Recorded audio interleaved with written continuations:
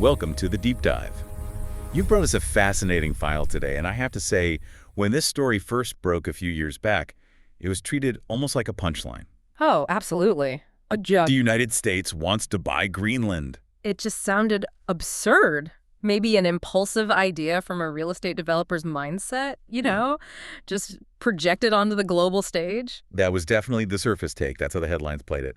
But you see, when we stopped listening to the 24-hour news cycle and actually started digging into this source material, Right. and when we decided to treat this whole thing like a proper forensic investigation into statecraft, well, the laugh track just stops cold. It does. We realized something really startling. This is never a joke. Not at all. No. What we uncovered was something much deeper. It was. Mm. It looks like the attempted culmination of a 100-year strategic obsession. 100 years? Yeah. This is incredible. This wasn't impulsive. The deep history shows this is a foundational, almost a recurring element of U.S. defense strategy. And it's one that consistently, and I mean only, seems to resurface when great power competition really starts to heat up. Precisely. We're not looking at some random diplomatic hiccup here. We're tracing a deep, consistent pattern, a pattern of strategic necessity that's basically dictated by unchangeable geography. Let's unpack that timeline right away, because this is where the shock really sets in for me. Sure. The United States has made a serious documented attempt to acquire or at least secure control over Greenland, not once, not twice, but 3 distinct times. Across 3 different centuries. And the first one, this one truly redefined the scope of this whole deep dive for me. It was in 1867. That date, 1867, it's so critical. It just forces you to reassess the entire narrative, doesn't it? Completely. At that time, the U.S. State Department was actually trying to package the acquisition of Greenland alongside the purchase of Alaska from Russia. Wait, think about the context there. This is right after the Civil War.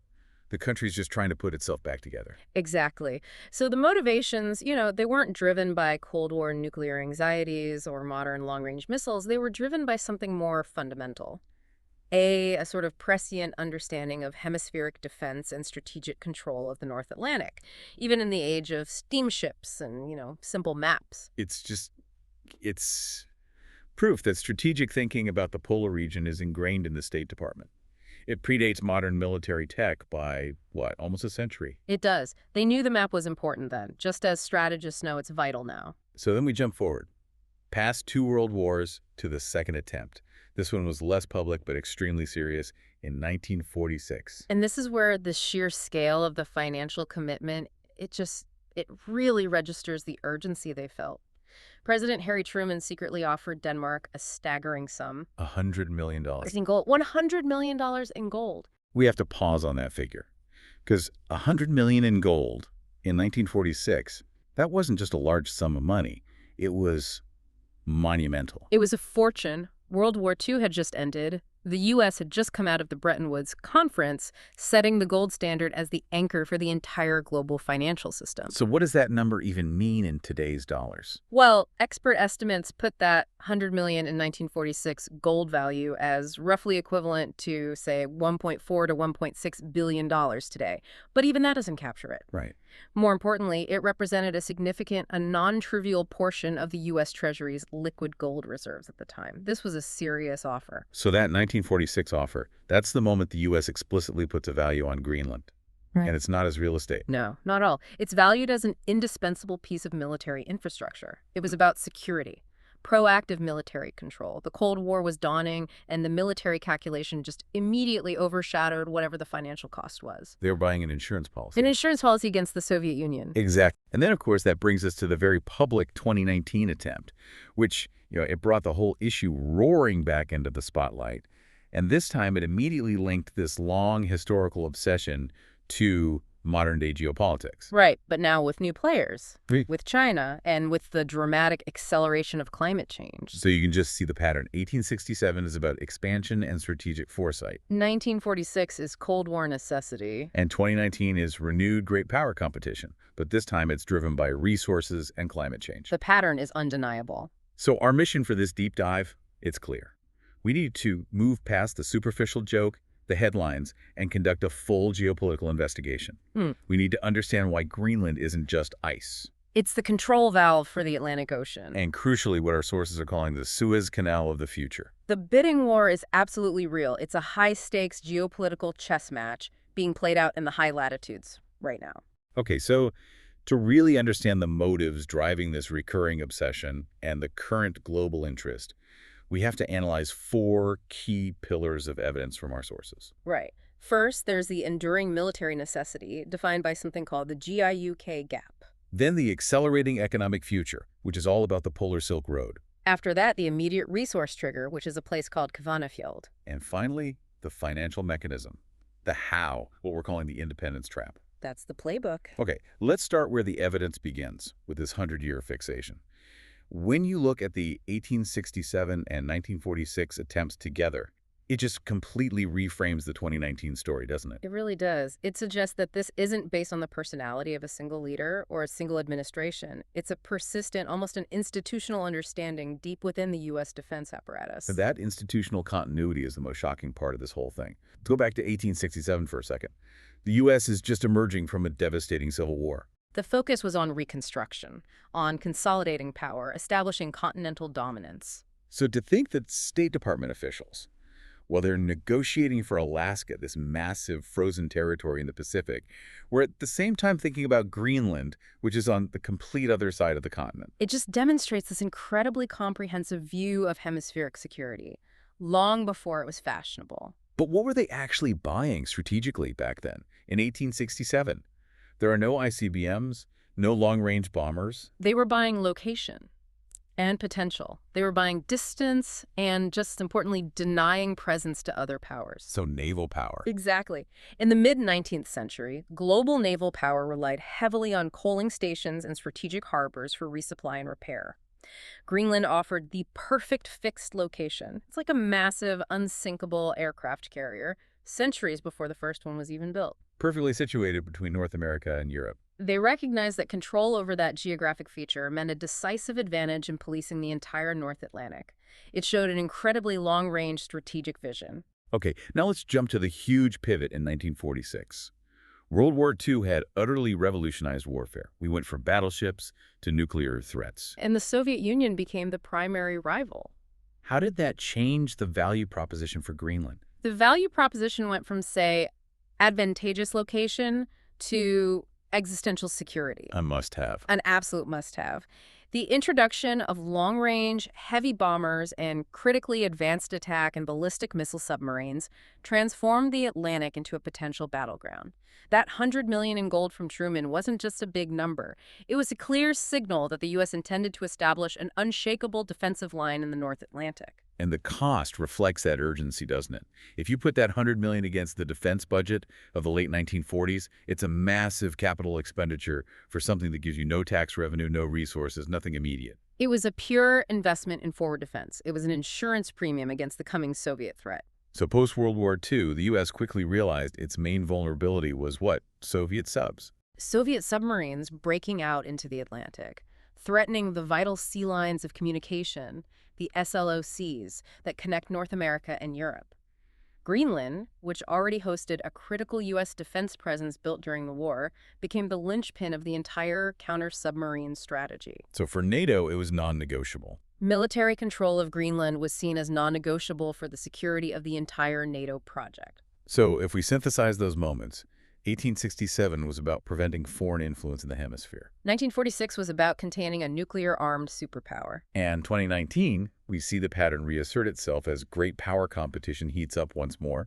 But now we have these added layers of resource competition and, new trade routes opening up because of climate change. The recurring attempts just prove it's not an aberration, it's a structural necessity. Greenland's physical geography, that massive landmass sitting right there in the North Atlantic, that's the constant. The tools of war change, the rivals change. But the strategic value of controlling that landmass as an observation post and a denial of access platform, that remains absolutely fixed. That geographical foundation is why this obsession keeps coming back. It's time to move from the history of that obsession to the current and, frankly, terrifying reality on the map. We have to address the military imperative. Naval strategists have a term for this, a term that sounds like it's straight out of a Tom Clancy novel. The GIUK Gap. The GIUK Gap. Yes, and this is the crucial concept you have to grasp to understand any of this. It stands for Greenland, Iceland, and the United Kingdom. Okay. If you trace a line on a map between the eastern tip of Greenland down to the western edge of Iceland and then onto the top of Scotland and the UK, you have just drawn the absolute critical choke point of the entire North Atlantic. But why is that specific choke point so vital? I mean, it seems like a lot of open ocean. It's open ocean, but it's the only functional exit door. The whole purpose of the GIUK Gap is defined by its role in controlling naval movements, specifically submarines, that are coming out of the Russian Northern Fleet bases in the Arctic. So get to the U.S. East Coast. To get to the U.S. East Coast, to threaten global shipping, to position strategic missile systems, Russian submarines have to pass through that gap. The surrounding northern seas are just too shallow, or they're choked with ice, or just too difficult for continuous high-speed submarine operations.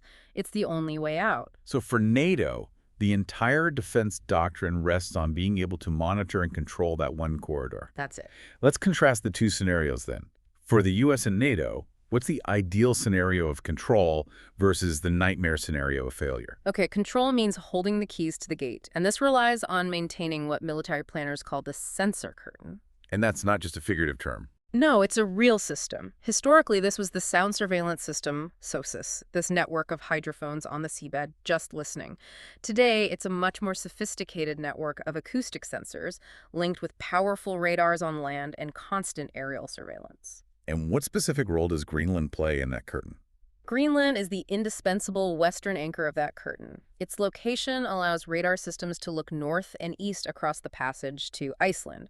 It provides the airfields for long-range maritime patrol aircraft, like the P-8 Poseidon, to fly continuous missions over the ice edge. So when everything is working. When all those systems are integrated and functional, the Atlantic is rendered strategically transparent. Every significant Russian movement is tracked, timed, cataloged. That transparency gives you maximum warning time, it allows for containment, and that control equals security. Now, let me play devil's advocate for a moment. We have incredible naval technology now. We have satellites, long-range aircraft. Does owning or controlling Greenland really make that much of a difference? It makes all the difference, because satellites can't listen underwater, and the range of even the best patrol aircraft is finite. Physical proximity matters. Okay. If that gate is left open, which means if a rival power, hypothetically, were to establish a deep-water naval port in Greenland, the entire sensor curtain immediately degrades. It fails. How so? The rival could use that location for refueling, for resupply, and, critically, they could install sophisticated electronic warfare systems that actively jam or mask our surveillance. And the consequence of that sensor curtain failing? The consequence is immediate strategic catastrophe. The Atlantic becomes opaque, the opposite of transparent. Submarines become ghost ships, able to move into the Atlantic completely undetected. What you mean? It means the vital transatlantic supply lines, the entire logistics chain that connects NATO forces and ensures mutual defense. It's all immediately threatened. And what's more, it creates a terrifying threat from sea-launched ballistic missiles, SLBMs, that can be positioned much closer to the U.S. mainland. So it's not an exaggeration. Military strategists are crystal clear on this. Without control of the GIUK Gap, the defense of the entire North Atlantic is considered functionally indefensible. This brings us back to the existing U.S. presence there, the venerable Thule Air Base. You call it the Eyes of the North. Thule is the physical manifestation of this entire necessity. It's the northernmost U.S. military installation, and its primary function is twofold. Okay, what's the first? First, it houses the sophisticated radar systems for the Ballistic Missile Early Warning System, or BMUWS. These systems are staring directly across the North Pole, 24/7. They provide the earliest possible warning of any ICBM launch heading towards North America. It literally guards the continent. And the second function? It serves as the irreplaceable forward staging post for all the surveillance and air patrol activities aimed at the GIUK Gap. It provides the reach, the logistical support necessary to monitor that corridor constantly. So the U.S. acquisition attempts, they're not really about flying a flag over a big piece of ice. No, they are about guaranteeing the absolute functional continuity and exclusivity of that strategic military apparatus. The entire debate is fundamentally about buying operational security for the Atlantic theater. The military imperative is constant, it's unyielding, and it is driven entirely by geography. Okay, so if the military argument for control is based on this constant necessity, the next piece of evidence, the economic future, is all about accelerating opportunity. Exactly. The military imperative has been there since 1946, but the economic calculation has changed radically. I mean, just in the last 20 years. And it's driven entirely by one thing, the melting ice. This is where smart money stops looking at defense budgets and starts looking at global shipping manifests. Yeah. The ice melt isn't just an environmental story. It's a massive logistical opportunity for anyone who's poised to exploit it. Absolutely. And one global power has already formalized its strategy for this new environment. That's China. Right. They're calling their initiative the Polar Silk Road. And that is not a casual name. It's a strategic extension of their massive Belt and Road initiative, focused specifically on establishing deep commercial and logistical ties across the Arctic. They saw this coming years ago. Let's break down the math for everyone listening, because this is the data point that really justifies the whole geopolitical scramble. It comes down to time and fuel. Okay, let's use the primary east-west shipping comparison, the journey from Shanghai to Hamburg. The two biggest ports. Right. The current standard route forces ships to go through Southeast Asia, across the Indian Ocean, and crucially through the heavily congested and sometimes politically volatile Suez Canal. And how long does that take? That journey currently takes a standard container ship approximately 45 days. 45 days. That's a month and a half of sailing, insurance, crew wages, and just enormous fuel consumption. So what happens when the Arctic route, the Northern Sea route, becomes reliably open? The estimated travel time between Shanghai and Hamburg, using this high-latitude shortcut, drops dramatically to just 18 days. 18 days. Yeah. We're talking about saving approximately 27 days on a single round trip. This translates directly to a reduction of roughly 40% in total fuel consumption and time at sea. Wait a minute, 40% is astronomical, but I need to push back on that for a second. An 18-day route sounds great, but what about the costs of navigating the Arctic? You need specialized ships, right, with reinforced hulls, and you have to use these heavy, expensive icebreakers. Doesn't that just eat up all the savings? That is the critical friction point, and it was certainly true 10 years ago, but the calculation is changing incredibly fast. Why? Two reasons. First, the rate of ice melt is lengthening the ice-free season dramatically. And second, the sheer scale of modern logistics. Icebreakers are expensive, yes, but that cost is amortized across immense volumes of cargo. So bigger ships make it cheaper. Megaships. Modern container ships are carrying thousands and thousands of containers. When you shave 27 days off the journey for that much cargo, the savings on time, insurance, and fuel vastly outweigh the operational costs of ice navigation, especially for high-value goods. So the economic viability threshold isn't something in the distant future, it's being crossed right now. Exactly, which means the world's most critical trade flow is literally shifting north. And Greenland? Yeah. Where does it sit in all this? Greenland is strategically positioned at the gateway where the Northern Sea route, which runs along Russia's coast, meets the Northwest Passage, which runs through the Canadian Arctic. It sits perfectly to service traffic coming from either direction. So it becomes the ultimate strategic pit stop, the logistical hub for the whole region. Precisely. Whoever controls the deep water ports, the logistics hubs, the search and rescue infrastructure, and the essential maritime services in Greenland. Refueling, repairs. Refueling, transshipment, major repairs, pilot services. They effectively own the gas stations and toll booths of the 21st century's most important shipping lane. Wow. So this isn't just about natural resources, it's about controlling global logistics, which is a massive lever of global influence. The fight has shifted from snow and ice to absolute control over this newly opened, vital global trade corridor. The future of trade is literally melting open before our eyes. We've covered the military necessity and the enormous economic opportunity, but as if those stakes weren't high enough, the investigation file reveals the immediate trigger that has really accelerated this whole competition from a theoretical concern to frantic action just in the last 5 to 10 years. And that trigger is buried underground. We're talking about the rare earth war. The buried treasure is substantial, and it's what's fueling the modern-day obsession. We have to focus on one specific, highly contested location in southern Greenland, the Kvanefjeld deposit. Go on it. This site is absolutely central to the whole geopolitical struggle. It is internationally recognized as one of the world's largest undeveloped reserves of rare earth elements, REs, and it's also rich in other critical minerals, including a significant amount of uranium. Let's define these elements for everyone. We're not talking about bulk commodities like iron ore or coal. No. We are talking about the absolute core input materials for high-tech and defense industries. These 17 elements, especially the ones found at Kvanefjeld like neodymium, dysprosium, and terbium, they're like the vitamins of modern industry. Vitamins. What does that mean? Their unique magnetic and catalytic properties make them non-negotiable components. You can't just substitute something else. Without them, you can't build the permanent magnets that are small, light, and immensely powerful, which are required for almost all modern electronics. Can you give some tangible examples? Why should someone who doesn't work in mining care about, say, dysprosium? Because dysprosium is essential for retaining magnetic properties at very high temperatures. Therefore, you cannot build an F-35 fighter jet with its advanced radar and guidance systems without these specific rare earths. Okay, defense. But on the civilian side, your iPhone's Taptic engine, the tiny speaker magnets, even the compound they use to polish the glass, that all relies on REEs. And most crucially for the future, the entire green energy transition. Wind turbines, electric cars. The massive generators and offshore wind turbines and the high-efficiency motors for electric vehicles, they demand an exponential and secure supply of these materials. They are irreplaceable for this transition. So we have this absolute non-negotiable demand driven by both defense and climate goals. Yeah.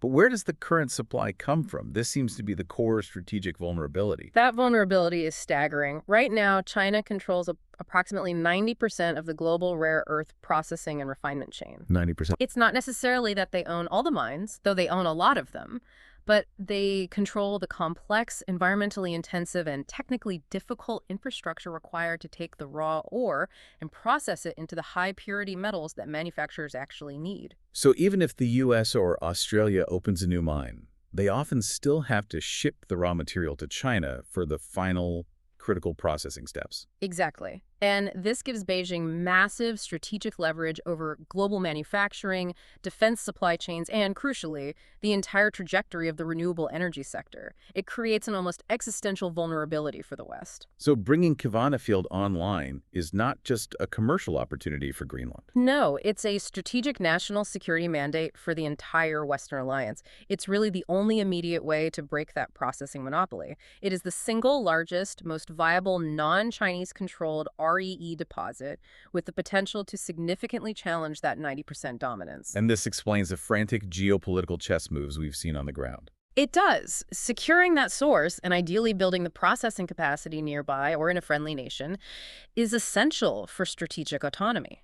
Let's talk about those specific moves. We have documented evidence of Chinese state-owned companies trying to buy into the Kvanefjeld project for years. For the better part of a decade. And what was the immediate, highly visible countermove by the U.S.? The rapid and very sudden decision by the U.S. State Department to open a consulate in GIUK, the Greenlandic capital. A consulate? Look, consulates are expensive to run in remote locations. You don't open them to streamline tourist visas. You open them to assert political presence, to gather strategic intelligence, and specifically to exert influence over policy and investment decisions. So decisions related to mining rights. Exactly. Decisions around Kvanefjeld. It was a clear, unambiguous signal that the U.S. would physically and diplomatically intervene to block the Chinese acquisition of this mine. So when we look at the big picture, the whole global conversation about a green energy transition, which sounds so environmentally pure, is, in reality, at its economic and strategic core, a ferocious raw materials war. And Greenland, holding the keys to the rare earth supply, is ground zero. the resources accelerated the timeline from a 100-year obsession to an immediate pressing crisis. Now we have to turn to the final, and perhaps the most ethically fraught, pillar of our investigation, the mechanism. The mechanism of acquisition. This is where we shift from geography and resources to cold, hard financial engineering.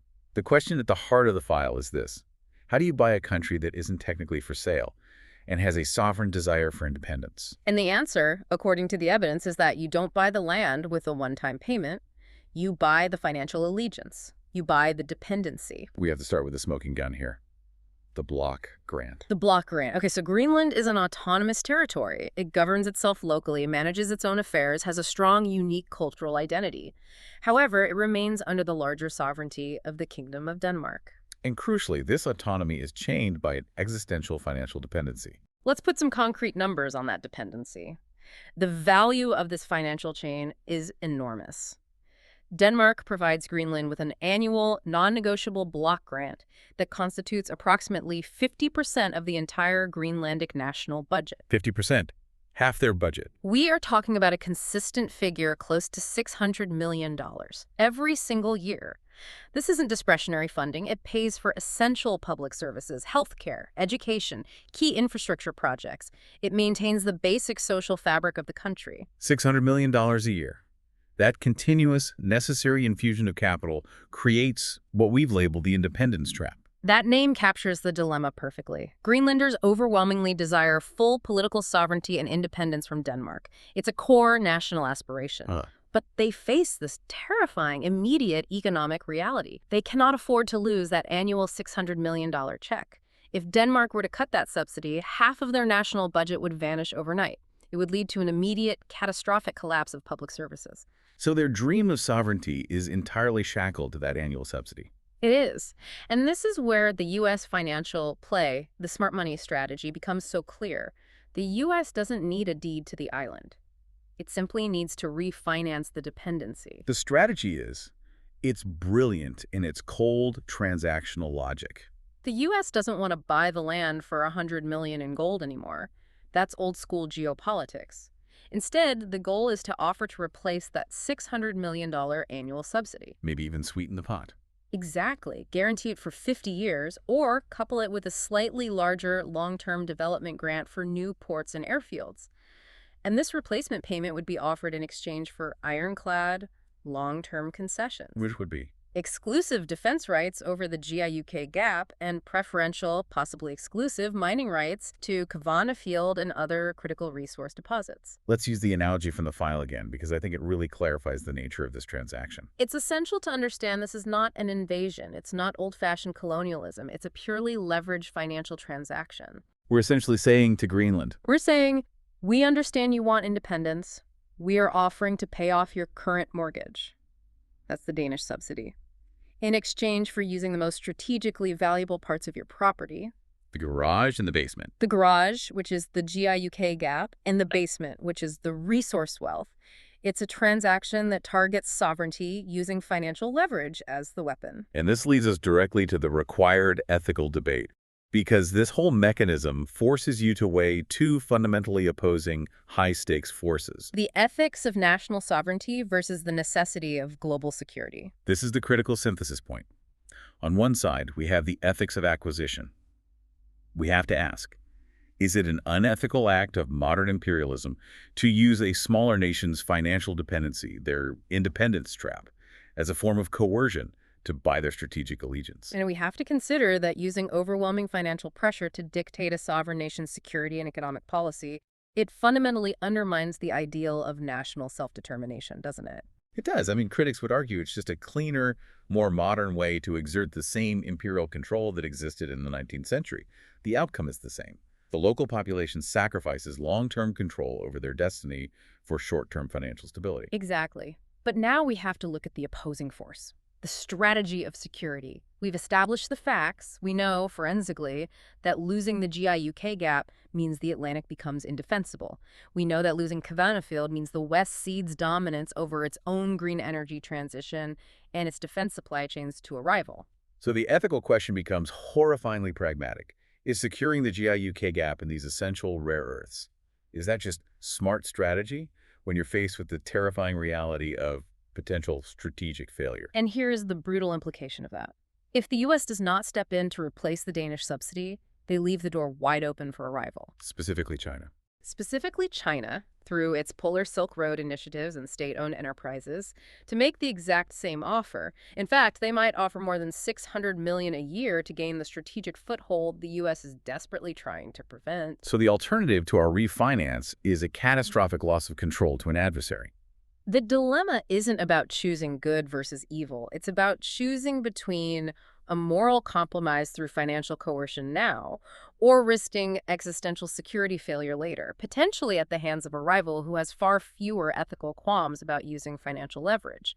You have to synthesize these opposing realities, the moral cost of the takeover versus the existential security cost of inaction. It's a classic high-stakes geopolitical trade-off. The investigation file is closed, and the verdict seems pretty clear. The Arctic is no longer a pristine, academic, or neutral zone. Not at all. It is a dedicated, active, and increasingly militarized theater of geopolitical operations.